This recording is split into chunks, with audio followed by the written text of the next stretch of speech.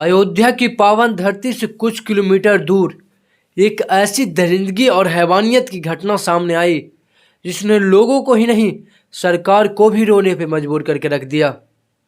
एक महिला है जो मीडिया को बता रही थी। वो कह रही थी कि हमने लड़की की जिस हालात में देखा, वो वहीं पे बेहोश होकर गिर जाती है। वहीं तक नहीं, वो एक अकेली औरत नहीं थी कि लड़की की लाश को देखकर वहीं पे बेहोश हुई थी। गांव की दो और महिला थी जो उस लड़की की लाश को देखकर वहीं पे बेहोश हो जाती है, क्योंकि उस लड़की की हालात उन दरिंदों ने इस तरीके से बना ही दी थी। वो महिला उस मीडिया को बता रहे थे कि उस लड़की के शरीर का कोई ऐसा भाग न था जिससे खून न बह रहा था, और कोई ऐसा हड्डी न था जो तोड़ न दिया गया था। यही तक नहीं, उस लड़की के प्राइवेट पार्ट में शायद बोतल डाल दिया था, क्योंकि उस प्राइवेट पार्ट से लगातार ब्लड बहने की वजह से उस लड़की की मौत हो जाती है। उस लड़की की आंखें नोच लिया गया था। उस लड़की के ऐसी हालात बना दी गई थी कि कोई पत्थर दिल ही होगा जो वहाँ पे रोया ना होगा और जिसकी रूह कांपी ना होगी। आखिरकार क्या है पूरी कहानी, और उस लड़की के साथ उस रात क्या हुआ था, चलिए इस कहानी के माध्यम से हम जानते हैं। तो हेलो मेरी सब शर्मा, आप सभी का स्वागत है मेरे इस चैनल पे। अगर जो आप मेरे इस चैनल पे नए हैं तो जल्दी सब्सक्राइब कर दीजिएगा और बेल आइकन दबाना जरूर ही नहीं भूलिएगा।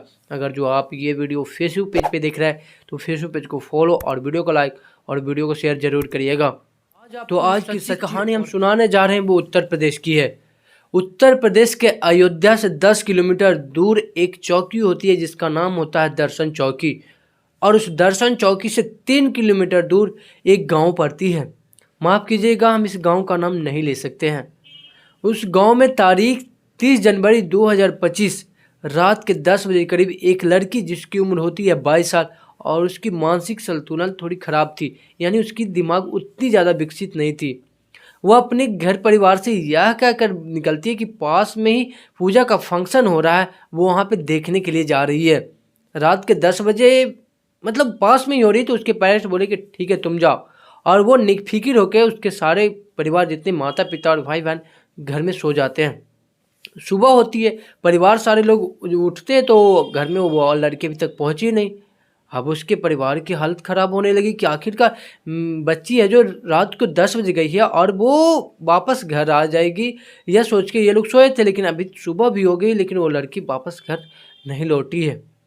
अब उसके माता पिता हैं जो आसपास में पूछने लगते हैं कि क्या आपने मेरी बच्ची को देखा है? वो रात को पूजा फंक्शन में गई थी लेकिन अभी तक वो आई नहीं। तो आसपास पड़ोस वाले बोलते हैं कि आप टेंशन न लीजिए, हम लोग सब मिलके उस लड़की की तलाश करते हैं। और फिर 31 जनवरी के पूरे दिन उस लड़की की तलाश करने में बीत जाती है और उस लड़की का आता पता न चलता है। और फिर आसपास पड़ोस वाले बोलते हैं कि क्यों ना इस लड़की की गुमशुदगी की रिपोर्ट हम कोतवाली में जाके लिखवा लेते हैं। तो वो उसके पेरेंट और कुछ गांव वाले मिलके पुलिस स्टेशन जाते हैं, और पुलिस स्टेशन जाने के बाद पुलिस वाले से उस लड़की की गुमशुदगी की रिपोर्ट लिखाने के लिए कहते हैं। लेकिन पुलिस वाले बोलते हैं कि एक कहीं कहावत सुनाते हैं कि क्यों ना आप आसपास में देख लीजिए, वो लड़की यहीं कहीं होगी, कहाँ जाएगी, आप लोग सब मिलके खुद ढूंढ लीजिए। और वैसा कह के वो पुलिस वाले रिपोर्ट नहीं लिखते हैं। वो सारे लोग हैं जो पुलिस स्टेशन तो यह सोच के गए कि पुलिस वाले कुछ हमारी मदद करेंगे, लेकिन वो पुलिस वाले उतनी गंभीरता से ये बात को लेते नहीं हैं और सारे निराश फिर वापस घर लौट आते हैं। अब ये लोग सोचे कि अब पुलिस कुछ नहीं करेगी तो हम सभी मिलके उस लड़की की तलाश करते हैं। और जो 31 जनवरी की पूरी दिन वो निकल जाता है उस लड़की की तलाश करने में, और पूरी दिन के साथ पूरी रात अब 31 जनवरी की वो लड़की की तलाश में ही निकल जाती है। और थक हार के वो लोग फिर पुलिस के पास जाते हैं एफआईआर दर्ज कराने के लिए। तो पुलिस वाले लास्ट में आकर वो एफआईआर लिखते हैं कि लड़की की गुमशुदगी की रिपोर्ट वो लिखते हैं। और 31 जनवरी पूरी ऐसे ही बीत जाती है। फिर 1 फरवरी 2025 की बात, उस लड़की की तलाश करते करते एक स्कूल के पास एक शौचालय होता है, और उस शौचालय के पास अंदर बाहर एकदम खून के छींटे थे।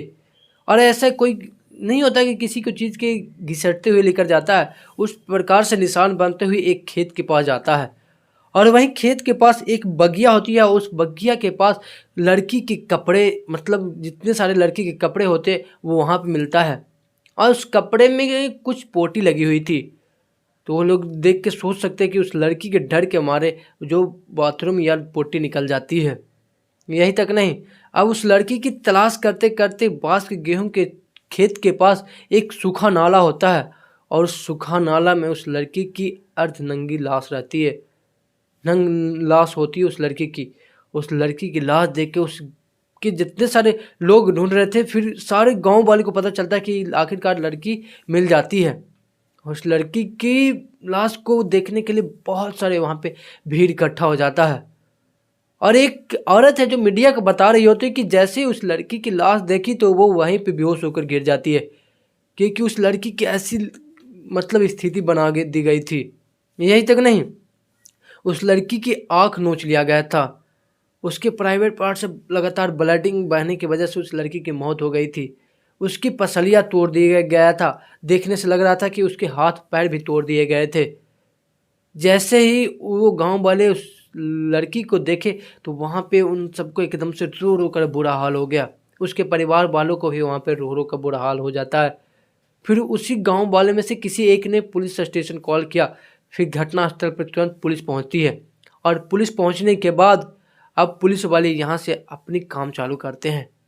पुलिस वाले तुरंत उस लड़की की लाश को अपने कब्जे में लेती है और लेने के बाद उसे पोस्टमार्टम के लिए भेज दिया जाता है। पुलिस वाले हैं जैसे ही उस लाश को पोस्टमार्टम के लिए भेजते हैं, तब पुलिस वाले हैं जो अब पूछताछ आगे बढ़ाते हैं। उस गांव वाले से पूछते हैं तो गांव वाले बताते हैं कि हमने सबसे पहले लड़की के खून के छींटे देखे थे शौचालय के पास, जो स्कूल के बाहर एक शौचालय है, वहाँ पे हम लड़की की खून के छींटे देखे थे। तो पुलिस वाले उस शौचालय के पास जाकर देखते हैं तो वहाँ पे एक बगल में ITI होती है। अब पुलिस वाले वहाँ पे पूछताछ करते हैं कि आखिरकार यहाँ पे कोई रहता है या नहीं रहता है। तो गांव वाले बताते हैं कि यहाँ पे एक गार्ड, ITI के बाहर एक गार्ड दिन रात मतलब निगरानी करते रहता है। शायद आप उससे पूछिए और वो सब कुछ बताएगा आपको। तो पुलिस वाले उस गार्ड के पास जाते हैं जिसका नाम होता है दिग्विजय सिंह। उससे पूछताछ करते हैं कि आखिरकार तुम हो कौन और तुम यहाँ पे दिन रात मतलब निगरानी करते हो, तो तुमने तो जरूर देखा होगा। वो गार्ड है जो वहाँ पे बताने में हिचकिचा रहा होता है। पुलिस वाले अब समझ गए थे और तुरंत उस गार्ड को अपने गिरफ्त में लेते हैं और फिर उस गार्ड से पूछताछ करते हैं। वो गार्ड जो ने बताया, शायद आप लोग भी सुनेंगे तो आप भी हैरान परेशान और आपकी भी रूह कांप जाएगी।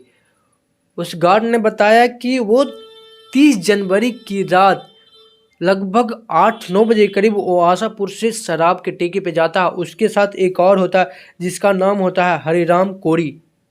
वो दोनों उस शराब के ठेके पे जाकर शराब की बोतल लेकर आता है और लगातार वो दोनों बैठ के शराब पीता है। उसके साथ एक और साथी होता है जिसका नाम होता है विजय साहू।